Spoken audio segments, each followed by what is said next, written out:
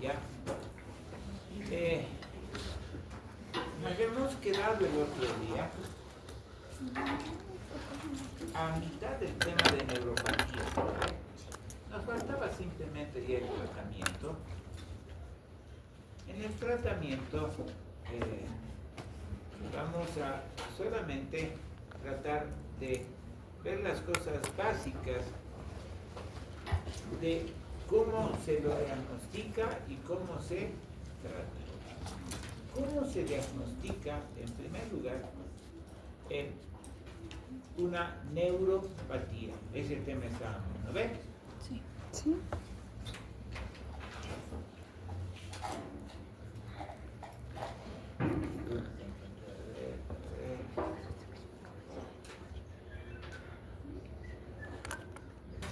Una neuropatía es necesariamente, tenemos que hacer una electromiografía. La electromiografía, como les he comunicado el otro día en la clase práctica, la conocemos cómo se hace la electromiografía. Se hace en primer lugar dos cosas: electromiografía propiamente dicha, velocidad de conducción nerviosa, lo que nos habla de forma rápida cómo hacer este examen es hacer la velocidad de conducción nerviosa. Les decía, normalmente el nervio en su conjunto, todos los nervios, conducen a una velocidad estándar. ¿Cuál es la velocidad estándar? 55 a 60 metros por segundo. Esta velocidad de 55 a 60 metros por segundo, lo que va a pasar en las neuropatías es que se va a provocar una velocidad disminuida. Va a ser una velocidad disminuida. ¿Y eso por qué se da? Se da básicamente porque los nódulos de Rambier, al estar siendo atacados, pues dejan de funcionar, dejan de ser la etapa en la cual el impulso salta, ¿se acuerdan? Entre el impulso, un poco que se raya, deja de saltar, y por lo tanto, al no saltar, tenemos el problema que si no está pudiendo saltar los diversos espacios entre los nódulos de Rambier, la velocidad se va a hacer muy lenta, muy lenta. Esta velocidad muy lenta va a darnos el diagnóstico. También se puede encontrar daño axonal, y el daño axonal va a ser más bien una cosa distinta.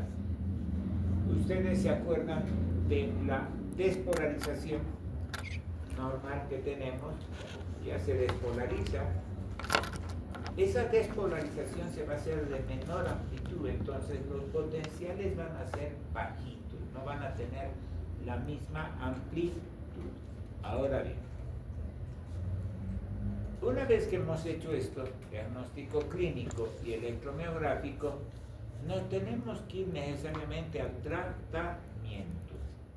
El tratamiento lo vamos a hacer de una forma un poco más rápida, porque no tenemos mucho medicamento que dar. Ya los antiepilépticos renombrados como moduladores neuronales van a ser la primera línea. En primer lugar, la carbamazepina. Gran medicamento, la carbamazepina. Empezaremos con 100 miligramos al día para probar tolerancia, porque no es un fármaco de tomar fácil. Después subiremos a 200 y fácilmente se puede subir hasta 800 o más allá. Hoy en día se están utilizando muchos otros más. Tal vez mucho más se está utilizando la pregabalina, la gabapentina. La pregabalina Igual es un medicamento que no a todos nos cae bien, hay personas que no les cae bien. Entonces la pregabalina habrá que empezarla con los medicamentos a dosis más baja. Tenemos presentación desde 25 miligramos. Inclusive tenemos por ejemplo, las tabletas, son tabletitas de 4 o de 3 cuadraditos, 75 con 3 son 25, 25, 25. Se puede hacer una semana con esos de 25 y si hay tolerancia subir a 50 por la noche, siempre empezar, y después ya se puede ir distribuyendo. Nunca me olvidar de una vez que en una presentación con unos extranjeros preguntaron ¿y cuánto utilizan? Y les respondieron 75 2 veces al día. Nos dije, con eso calman dolor, porque eso no sirve para nada. Y es verdad, las dosis deben ser más altas, tratar de llegar a 150 y 150. Si no se puede por tolerancia, un poco menos. La gabapentina viene de 300 y 400 miligramos. La gabapentina tiene mucho mayor margen. Se puede empezar con 300 miligramos por la noche y se puede subir hasta 2600. Realmente es enorme. La amitriptilina, ¿qué es la amitriptilina? Antidepresivo tricíclico. ¿Qué es? Es un antidepresivo tricíclico. Es tal vez el medicamento que hoy en día más se está utilizando. Los antidepresivos en general son útiles. Estos antidepresivos tricíclicos, amitriptilina, nortriptilina, han sido de gran utilidad. Los otros, los que más se conocen, paroxetina, fluoxetina, sertralina, citalopram, escitalopram, no tienen tanto efecto, no se los recomienda con gran cantidad. Ahora, de los nuevos, por ejemplo, la mirtazapina, la recomiendan, pero la mirtazapina te calma el dolor y te deja dormido. En depresión no te deja dormido, pero después te deja dormido, ¿podrás hacer tratamiento? No. Pero los otros, principalmente la duloxetina, empezar con 30, después subir a 60, que se puede hacer 60, 60. La venlafaxina, un poco menos, se pueden utilizar. Pero la amitriptilina para mí es la que se lleva la mayor cantidad de potencia. No se tiene un mecanismo establecido, pero realmente como medicamento es lo mejor que tenemos hoy en día. No empezar con amitriptilina, a veces empezamos. Yo les recomiendo empezar, digamos, con una pregabalina, en otras con la del trigémino, carbamazepina. Pero la pregabalina es útil en la mayoría en las que son corporales, diabéticas, urémicas y todas ellas. Empezar con la pregabalina y utilizar la amitriptilina para reforzar el tratamiento o para complementar. ¿De acuerdo? ¿Qué más debemos dar? ¿Qué les van a pedir los pacientes? ¿Qué les van a pedir los pacientes? Los pacientes con la total seguridad que le van a dar, y no le van a dar un poquito de vitamina B. Típico. ¿Y ustedes qué le van a decir? No, soy malo. No sean malos. Tienen que darle. ¿De acuerdo? Entonces sirve. Síndrome de Guillain-Barré lo vamos a ver en prácticas, ¿no? Ahí lo vemos. El último tema aquí que quiero hablarles para ya la próxima hacer un poquito más, dedicarme a los músculos, es la miastenia gravis. Antes de darles, es una presentación que tenía de neuropatía que les voy a ir mostrando algunas cositas rápidamente. La miastenia gravis es una enfermedad autoinmune adquirida.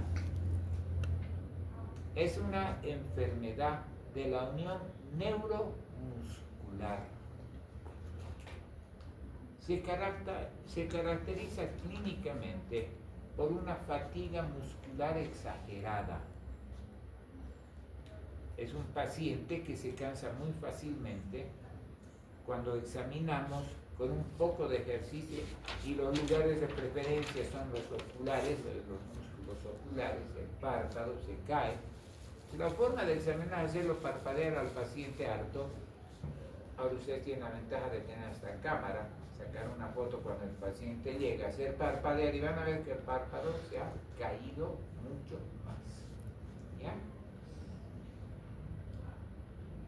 Generalmente es asimétrico, como vamos a ver en los tipos.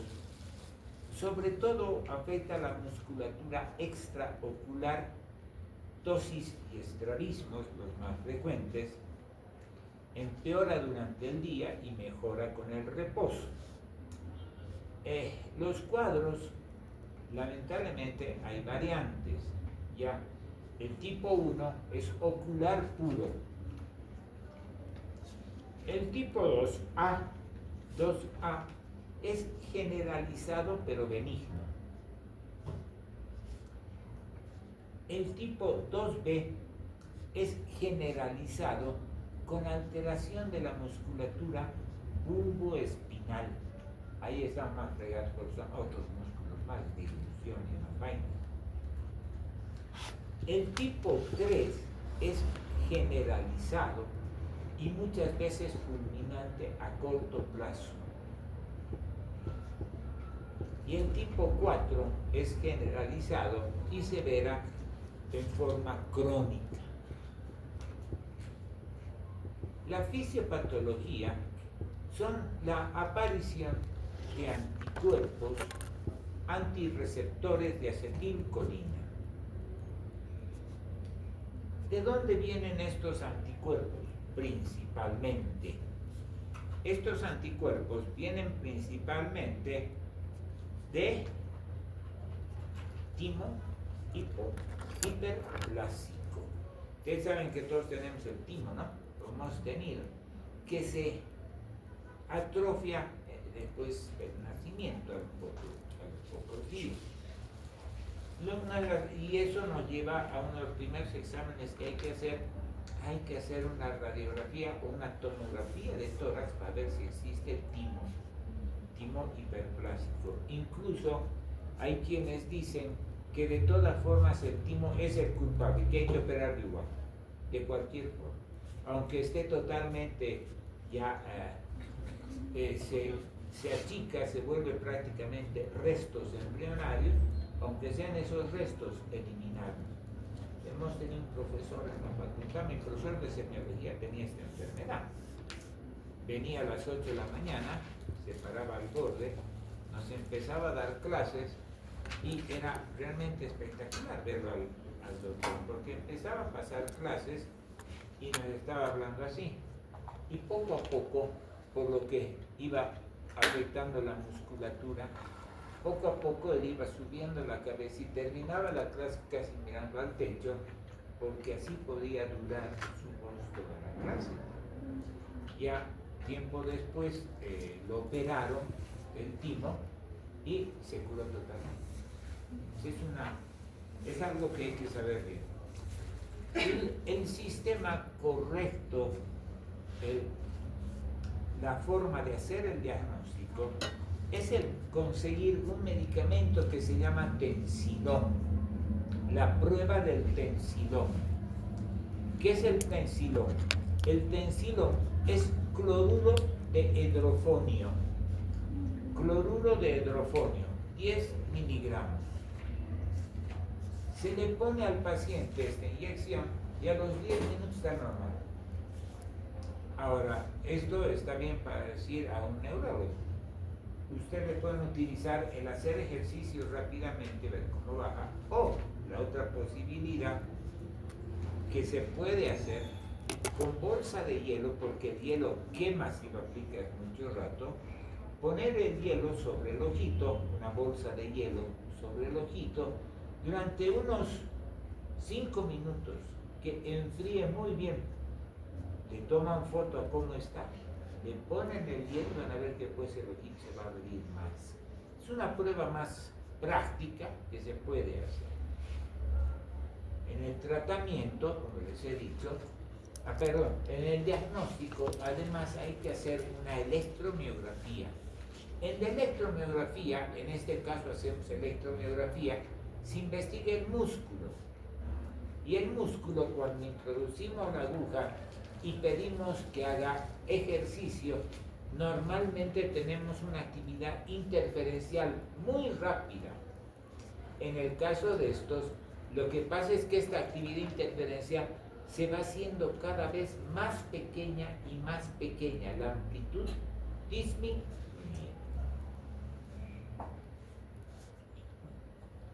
El tratamiento, timectomía en primer lugar, si es necesaria. Y en segundo lugar, lo que damos son anticolinesterásicos, de los colinérgicos. Tenemos la piridostigmina y la neostigmina. Piridostigmina y neostigmina. El más conocido de todos, voy a dar nombre comercial, el Mestinón, de 30 a 60 miligramos cada 4 a 6 horas.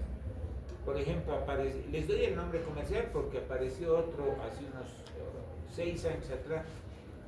Decía piridostigmina, 30 miligramos, pero no nos va a servir de nada. Prefiero dar nombre.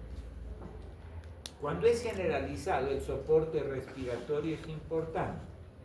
Al ser una enfermedad autoinmune, plasmaféresis nos puede servir. Ahora, se puede hacer tratamiento con corticoides, 60 miligramos de metilprednisolona, principalmente cuando el paciente está muy afectado, e inmunosupresores como la ciatocrina, si no hay otro tratamiento posible. Porque conseguir el Mestinón es muy difícil. Estaba empezando a llegar a La Paz, había en Santa Cruz, pero La Paz apenas estaba llegando. Ahora, el problema de esta enfermedad es que a veces aparece como crisis miasténica. En ese caso, corticoides o los grandes. En algún texto dice atropina, otros se oponen a esta atropina, pero hay que pensar en función a la clínica que está pasando. Y para terminar esto, antes de ponerles el videíto, media horita, no es video, perdón, esta clase, se puede hablar del síndrome miasténico de Lambert-Eaton. También lo pueden encontrar como Eaton-Lambert. Ya en unos libros está como Lambert-Eaton y otro está como Eaton-Lambert. No se hagan líos, es el mismo. Ya. Que es un síndrome donde el paciente va a estar igual con los ojos caídos, pero al hacer el ejercicio mejora. Con el ejercicio mejora, es lo contrario. Ya.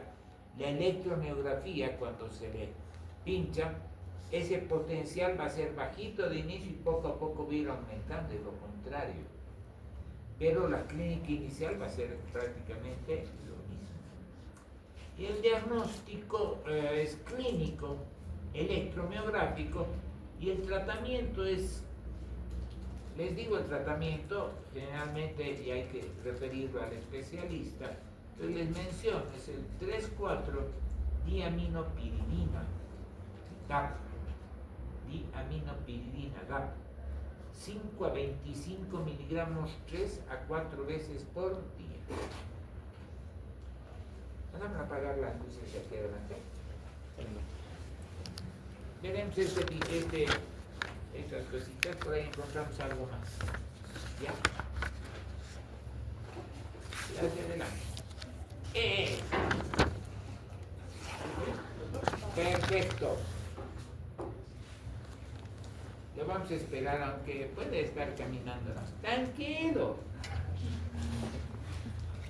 Lo que hemos dicho es un trastorno del sistema motor nervioso periférico, con toda la posibilidad, motor sensitivo autonómico. Y es toda la comunicación ya que informa hacia arriba. La incidencia del 2 a 8% de los adultos y aumenta esto con la edad.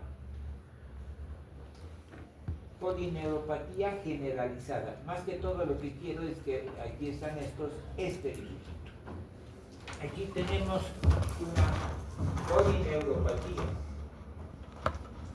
Ya, esa ya sería una radículo neuropatía, porque así es el Guillain-Barré, ¿no? Se afecta a todo.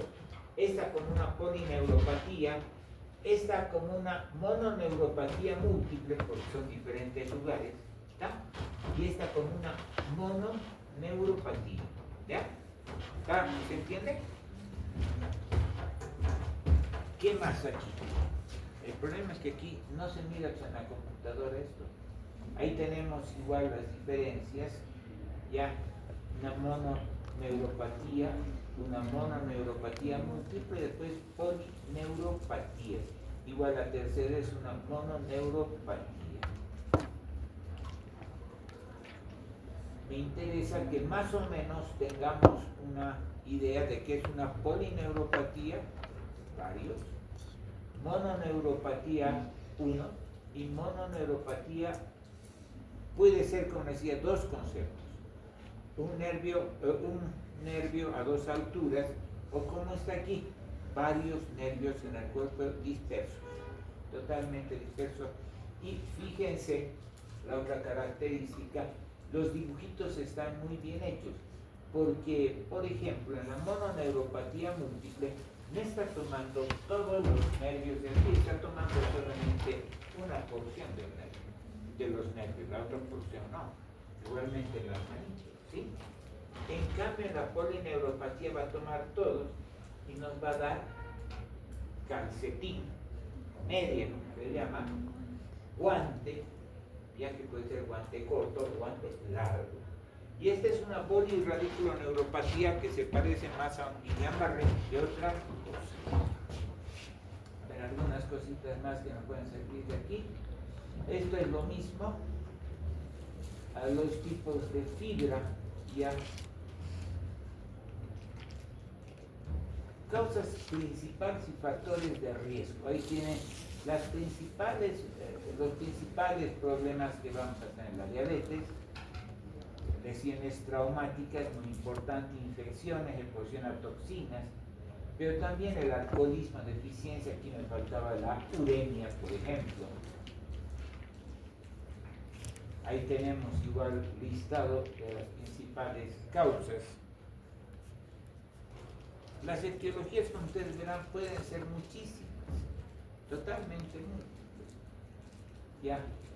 Antecedentes familiares, ingesta de tóxicos, enfermedades concomitantes, perfil temporal, lo que le decía, 4 semanas agudo, subagudo de 4 a 8 semanas, otros dicen hasta meses, y crónico, muchos meses, inclusive años.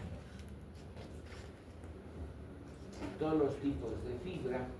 Aquí un poquito tenemos cuáles serían las formas hereditarias. Tienen el sarcoma Maritut, que es una debilidad en ambos miembros inferiores. En esa, por ejemplo, una de las características es una neuropatía sensitiva hereditaria.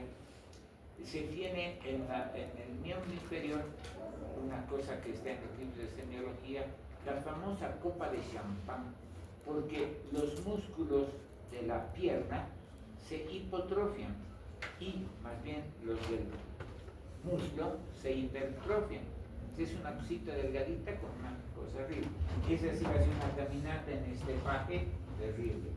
La amiloidosis, las porfirias, para proteinemias que ahora están de moda, ¿no ven? Porque estas enfermedades, el mieloma, el Waldenström, la crioglobulinemia, son cosas que cada día están viendo más. Diabetes, hipotiroidismo, insuficiencia renal, uremia, insuficiencia hepática. Las polineuropatías inmunológicas, tenemos el Guillain-Barré y el CIDP, como les decía el otro día. En las nutricionales, por ejemplo, esta neuropatía en Cuba, durante años los norteamericanos bombardearon Cuba y destruyeron un montón de su alimentación, y apareció eso. Dijeron es viral, pero no se vio que era por falta de poder dar alimento a la población. Después tenemos la etílica, muy frecuente, por fármacos, igualmente importante, las tóxicas. Infecciosas, la más conocida es la beta, la borreliosis, el VIH, y Y estos otros se pueden tener también, ya infecciones por garrapata en algún lugar. Creo que garrapatas no tenemos aquí, ¿no? Gracias a Dios. No tenía aquí para poder hacer y poder estar leyendo. Aquí tenemos igualmente, esto es clínica, fíjense, en las motoras, disminución de fuerza y todo lo que les decía el otro día, siempre, cuando estén ante una neuropatía, hagan reflejos. Los reflejos tienen que estar bajos para poder decir hay algo, ¿sí? Es necesario que tengamos hiporreflexia e hipotonía. Las deformaciones pueden ser cuando es mucho tiempo. Y en las sensitivas gruesas, sensibilidad, va a haber algo de hiporreflexia o reflexia totalmente. Ya, ataxia, porque el paciente no tiene sensibilidad, no sabe cómo caminar. En las fibras finas, aquí sí vamos a tener de las más fregadas a investigar. Disminución de la sensibilidad física y térmica. Y en las autonómicas, las cosas que conocemos del sistema autonómico. En los síntomas positivos y irritativos, en el primer caso de la motora, van a tener fasciculaciones, calambres, mioquimias. Ya todos saben lo que son mioquimias. Las piernas inquietas, una sensación nocturna de que los pies se tienen que mover de alguna forma. Ya, parestesias, disestesias cuando es sensitiva, fibra gruesa, y cuando es fibra fina, dolorudente, ahí como escrito paroxístico, quemante, ya, y hipotensión y sudoración. Aquí hemos repetido todo esto porque la cosa es esto, repetirlo para que nos acordemos. Aquí tenemos una repetición de lo mismo, ya, pero en la exploración física, por si acaso, los endocrinología les van a enseñar, por ejemplo, a diabetes, se utiliza para ver la sensibilidad en el piecito una agujita finita, un hilo prácticamente, y con eso se ve cómo está la sensibilidad. Eso utilizan los endocrinólogos. Las diferentes formas de motor, sensitivo, dolorosa o vegetativa. La exploración física, siempre hacer reflejos, eso es lo que más me interesa, porque tiene neuropatía, ¿cómo están los reflejos? Normales, no puede ser, tiene que ver con debilidad muscular. Las alteraciones tróficas suelen ser después, ¿ya? Y la aloidina, hiperpatía, la hiperalgesia también suelen ser un poco posteriores. Aquí repetimos lo mismo. Estamos en el diagnóstico, síntomas, tiempo de evolución, continuidad, medio laboral, exposición, algunas cosas típicas, historia familiar, muy importante. La exploración, fibras sensitivas pequeñas, dolor y temperatura, sensitivas grandes, la vibración, el diapasón que han comprado ahí les va a servir, y cambios en los reflejos. Y en los nervios motores, reflejos y debilidad. La electromiografía, como verán, son registros potenciales generados por un electrodo en el músculo. Y la conducción nerviosa es lo que están haciendo ahí. La primera, en el bracito ese que ven, la primera cosita blanquita con puntitos celestes donde se hace el estímulo. El otro es el electrodo proximal. Y en la manito mismo están los distales. Para tratar de pasar, eso es solamente una exploración aquí de una compresión que se llama esta. Sí, se acuerda. ¿Qué? Una compresión del radial, ¿ya? Que nos va a dar una clínica en estos dos dedos principalmente. ¿Sí? el diagnóstico, después se puede hacer tomografía, resonancia. En mi caso, que la biopsia del nervio es lo más importante, ¿no? Aquí estamos más o menos diciendo lo mismo. Aquí tenemos más o menos un procedimiento, la clínica, exploración, pruebas complementarias. Siempre hay que pedir estos exámenes porque nos están diciendo cómo está el paciente. Si son síntomas leves, enfermedad de base conocida, pero no realizar más estudios. En caso de que tengamos algo más, al electrodiagnóstico para ver si es mono, múltiple o poli. Y si es poli, estudio de desmemorización en un 20% de los casos se debe hacer, y daño axonal en un 80%, pero esto es lo que vamos a encontrar en la electromiografía, y van a ser adquiridas inmunogenéticas y tóxico-metabólicas. Pero primero es lo importante, hacer un examen clínico y hacer unas pruebas complementarias. Siempre hagan, no son rutina, hay que pensar cuáles hay que pedir en cada caso. Esto, aquí no vamos a hacer más problemas. En las craneales vamos a llevar alguna en prácticas. El atrapamiento, el túnel carpiano es esto que les decía, ¿no ves?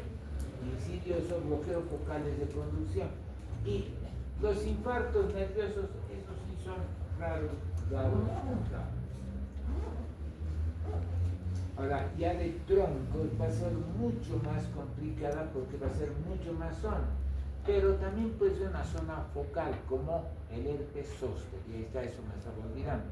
La herpética es una de las cosas que más debemos conocer. Nos da generalmente una neuropatía infecciosa, pero que sigue el trayecto de un nervio. Hay que conocer los dermatomas. Cuando, una de las cosas que veo más frecuentes en el tronco, acuérdense que va a partir de la columna, no va a pasar línea media atrás, ni tampoco adelante, tiene que ser de línea media a línea media.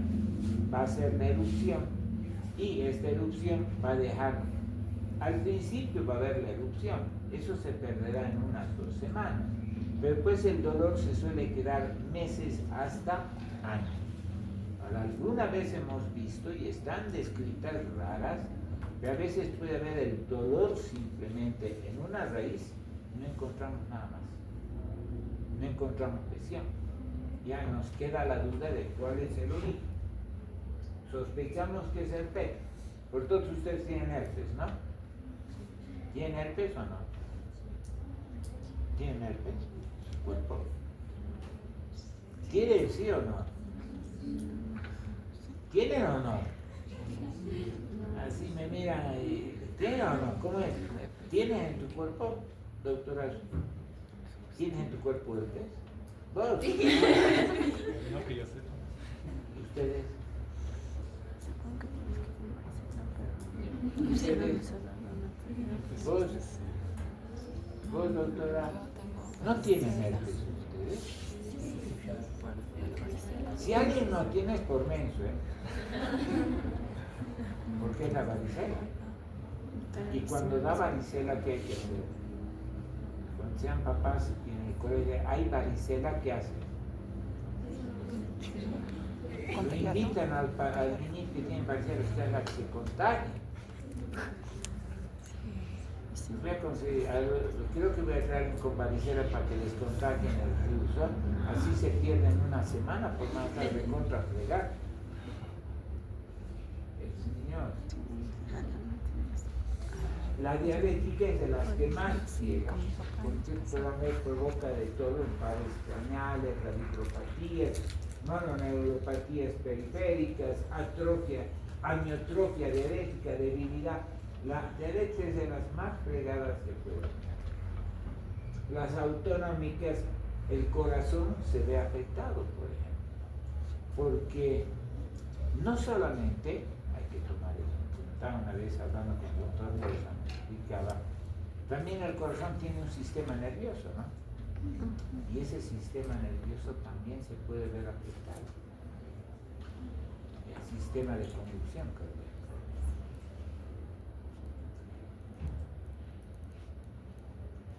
Estamos en lo mismo, verán lo mismo que les he dicho el otro día, ¿no ve? La duda dolorosa suele ser más en varones, pérdidas de peso, ¿de acuerdo? Dolor severo, quemante, el paciente, como decía, duerme con los pies fuera de la cama y es como andar sobre arena caliente. ¿Alguna vez han caminado en arena caliente? Es más o menos eso, es atroz. El alcoholismo suele provocar eso. Aquí no hay nada más. La diabética dolorosa, fíjense todas las variantes que puede causar. Todas las porquerías nos puede dar la diabética dolorosa. La urémica, importante, porque cuando sean ustedes internos van a ver que la uremia es uno de los conflictos graves que tenemos en los problemas renales. Eso hay. La alcohólica, igualmente importante. Por fármacos, fíjense, son cualquier cantidad de fármacos y tenemos cosas relativamente frecuentes. Bueno, la cimetidina, pero estatinas utilizamos, ya etambutol utilizamos, clorgénico, hay un montón de cosas así que utilizamos normalmente y que nos pueden causar problemas severos. Ya, amiodarona, frecuentemente veo para problemas de ritmo cardíaco, ¿no? ¿O me equivoco? Sí, ¿no? ¿Para qué sirve la amiodarona? Para arritmias cardíacas. ¡Sí! ¡Jóvenes!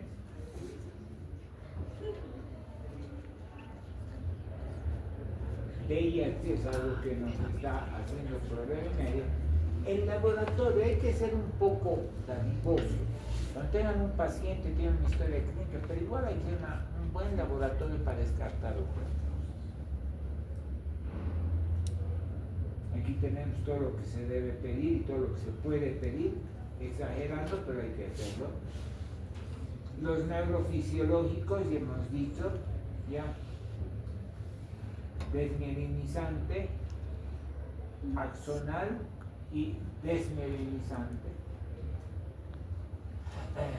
La neurona misma se ve afectada en todo su trayecto, pero eso ya es una cosa generalizada.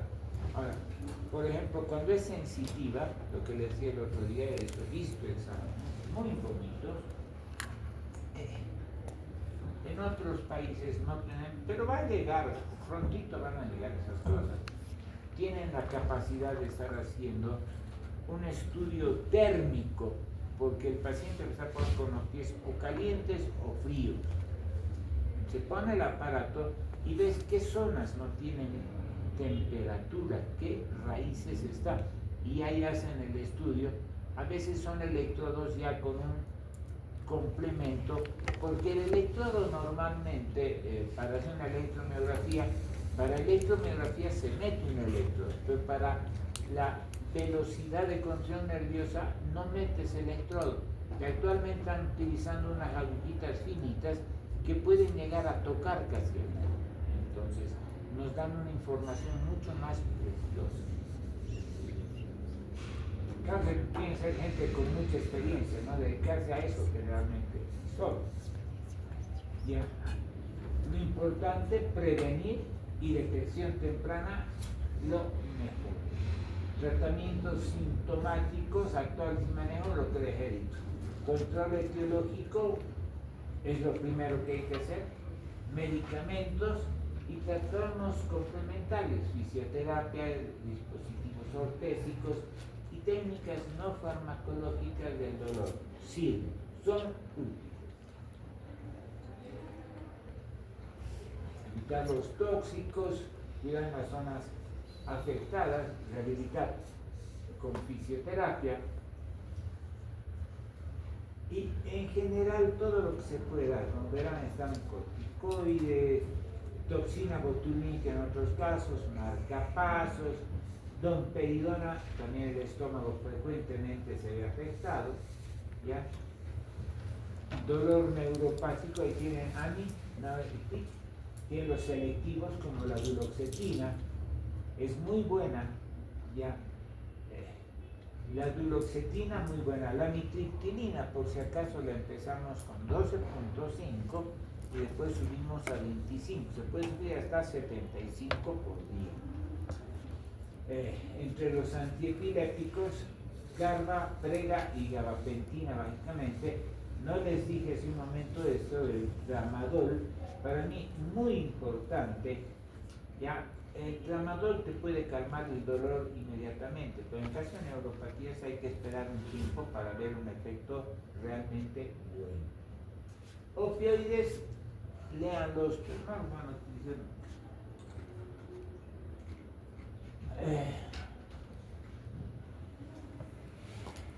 Aquí tenemos una monoterapia con un fármaco, ya, un antiepiléptico. Si es ineficaz o no podrá cambiar a un antidepresivo o antiepiléptico. Si no se tiene respuesta, tramadol o opiáceos. Y más o menos el mismo tratamiento tenemos por donde le veamos. El manejo del dolor realmente es problemático porque alguna vez les ha dolido. Ahora vamos a ver qué se puede hacer. Esto que les he dicho y que en prácticas vamos a volverlo a repetir. ¿De acuerdo? Vámonos.